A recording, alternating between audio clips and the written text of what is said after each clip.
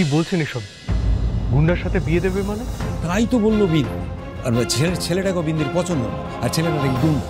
আর বিশ্বাস করো, ওর বাবাকে দেখেও কিন্তু আমার সহজ সরল বলে মনে হয়নি। দুটো ছেলেকে এনে মেয়েটাকে জোর করে তুলে নিয়ে চলে গেল। সেই জন্যই তো তোমাকে বলেছিলুম বাবা, তুমি একটু তাড়াতাড়ি এলে বিন্দির বাবার সাথে যদি একটু কথাবার্তা বলতে, তাহলে হয়তো ব্যাপারটা অন্যরকম হতো। ওই লোকটা বিন্দিকে অত জোর করে টেনে নিয়ে যেত না। তা না করে তুমি মেয়েটার আবার সর্বনাশ করে দিলে। মানে আমি কেন সর্বনাশ করবো? আমি যা করেছি সে তো ওর ভালো কথা ভেবেই করেছি। কি ভালো হলো বাবা? কোনটা ভালো হলো? মেয়েটা তো কাঁদতে কাঁদতে আমার বাড়ি থেকে বেরিয়ে চলে গেল। বিন্দির মতো অমন বুদ্ধিমতী মেয়েকে কলেজ থেকে এমন রাগের বশে বের করে দেওয়াটাই তো ভুল কাজ হয়েছে, ভুল কাজ হয়েছে। তবু মেয়েটা না হয় অন্য কোথাও খুঁজে পেতে নিজের জীবনটাও অন্যভাবে শুরু করতে পারতো আবার নতুন করে, কিন্তু তা না, তুমি ওর বাবাকে সোজাসুজি খবর দিয়ে দিলে। আমি কি করে জানবো মা এরকম ঝামেলা হচ্ছে? আমি তো শুধু একটা অ্যাড দেখেছিলাম যে বাবা মা খুঁজছে মেয়েকে, আর ও যেরকম দুরন্ত মেয়ে, আমি ভেবেছি বাড়িতে নিশ্চয়ই কোনো অকারণে ঝামেলা করে বাড়ি থেকে বেরিয়ে গেছে। ওর বাবা দুশ্চিন্তা করছে ভেবেই আমি এই খবরটা দিয়েছি। এবার যে এত যে কাণ্ড আছে, বিয়ের ব্যাপার আছে, আমি কি করে জানবো এসব? জানতে গেলে তো কথাবার্তা বলতে হয় না? তুমি কি কথা বলেছো কখনো? তুমি তো রাগের বশে মেয়েটার মুখের দিকেই তাকাওনি। যদি একটু ওর সাথে ভালোভাবে কথাবার্তা বলতে, তাহলে তো সবটা জানতে পারতে, তাহলে তো বুঝতে পারতে যে মেয়েটা কাউকে কষ্ট দেয়নি, মেয়েটা কিচ্ছুটি করেনি। বিন্দি কষ্ট দেওয়ার মেয়ে নয়। কি যে হবে মেয়েটার, না জানি মেয়েটার ভবিষ্যৎটা অন্ধকার হয়ে যায়। দেখুন বাবা, আপনারা বিন্দিকে যতটা সহজ সরল মনে করেন, ও কিন্তু ততটা নয়। She is quite dangerous. এ কথা বলো না বাবা, এ কথা বলো না। তুমি মোটে ওকে চেনোনি, ও মেয়ে এতদিন আমার বাড়িতে ছিল। এ কথা বলো না বাবা। করেছে, আমি বুঝবো না ও কেমন?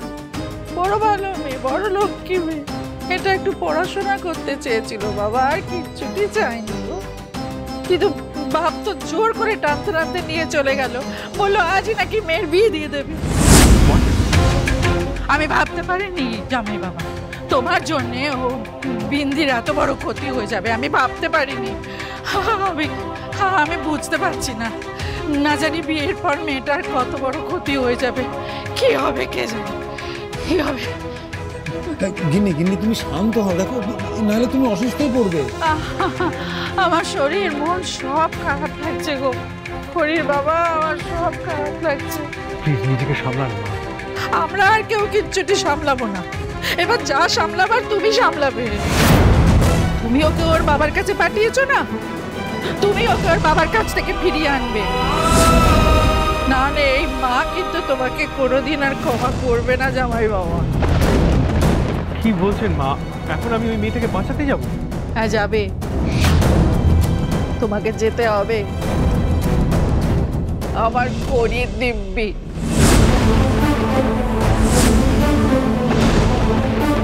কতদিন পরে মা আমার ঘরে ফিরে এলো।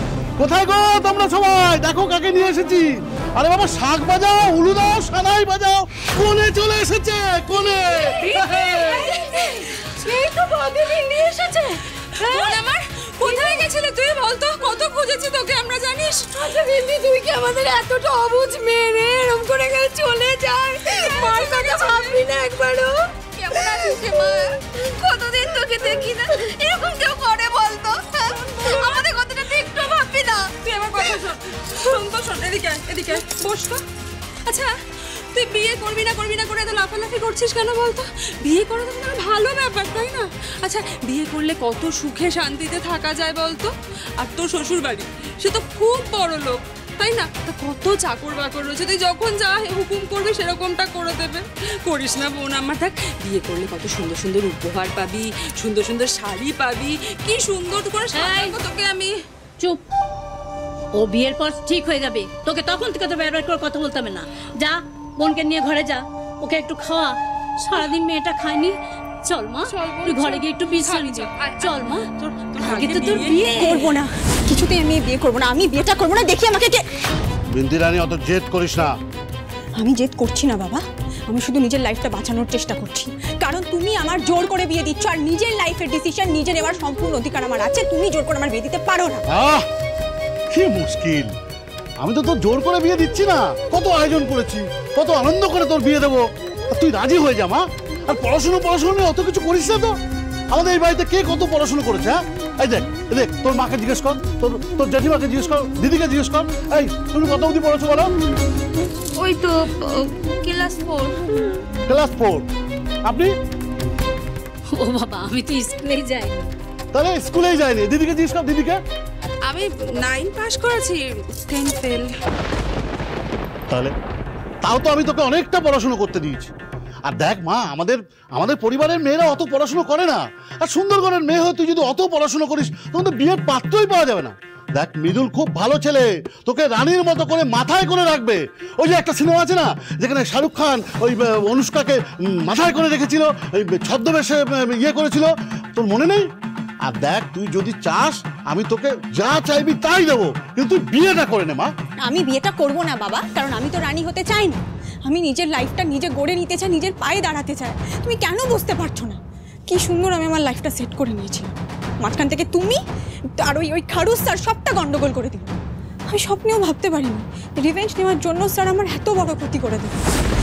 ঠিক নাম দিয়েছিলাম আমি, খারুস। ঠিক না বাবা, ওদেরকে না বলে দাও, আমার পথ যেন না আটকায়, নইলে আজ আমি পুলিশ ডাকবো। এই দুদিনের জন্য ফোনটা আমার কাছে থাকবে। কাল তোমার স্মৃতিতে সিঁদুর উঠে গেলে তারপর তুমি ফোন হাতে পাবে। তুই যা চাইবি তোকে তাই এনে দেবো, দরকারে আকাশের চাঁদ এনে দেবো এই রাজকন্যাকে, কিন্তু বিয়েটা যে তোকে করতেই হবে। ও মা, শোন মা, আর কোনো উপায় নেই রে, সব আয়োজন হয়ে গেছে তো। কিন্তু আমার পড়াশোনা, সে আমি তো বাবাকে পড়ে রাজি করিয়ে নেবো খন। আগে তুই বিয়েটা করে নে।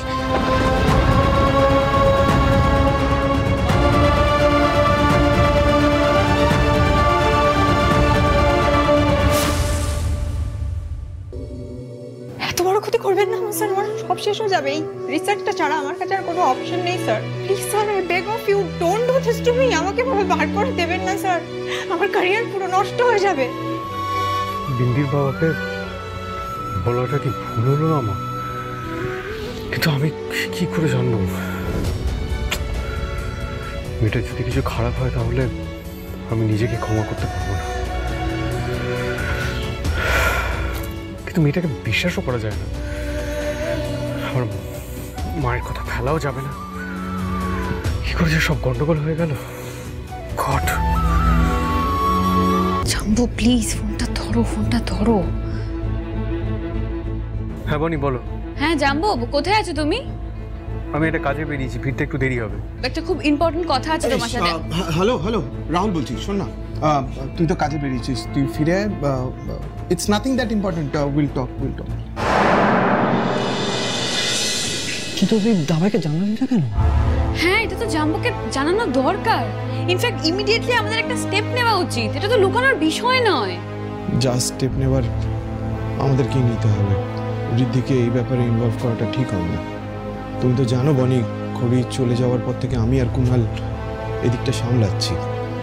এই ক্রাইসিসটা আমাদেরকেই হ্যান্ডেল করতে হবে।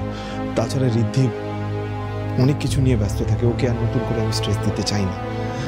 ঋদ্ধি ফিরুক, আমি ওকে বলবো, কিন্তু ইন দ্য মিন ওয়াইল বনি, তুমি কিছু একটা করো।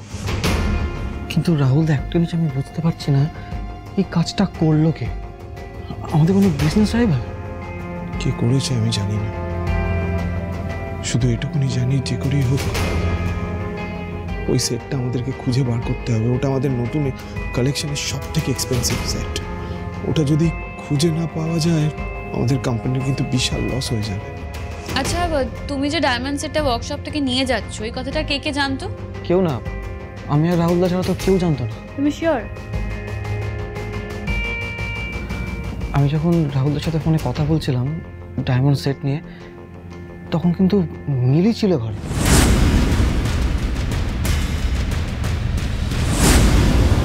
তুমি ওকে ওর বাবার কাছে পাঠিয়েছো না? তুমি ওকে ওর বাবার কাছ থেকে ফিরিয়ে আনবে, আবার করিয়ে দিব্যি। আর যদি তুমি ঋদ্ধিমান সিংহ রায়ের জন্য বিপদে পড়ো তাহলে ঋদ্ধিমান সিংহ রায় বাঁচাবে। আর যদি সেটা না হয় তাহলে তোমার বিয়ে দিয়েই ফিরবে একেবারে।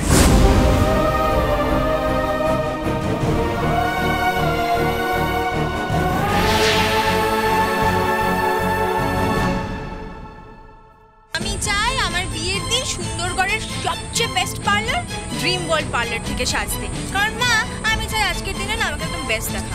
আমার মেয়ের যখন মনে ইচ্ছে হয়েছে ও যাবে পার্লারে, সাজবে।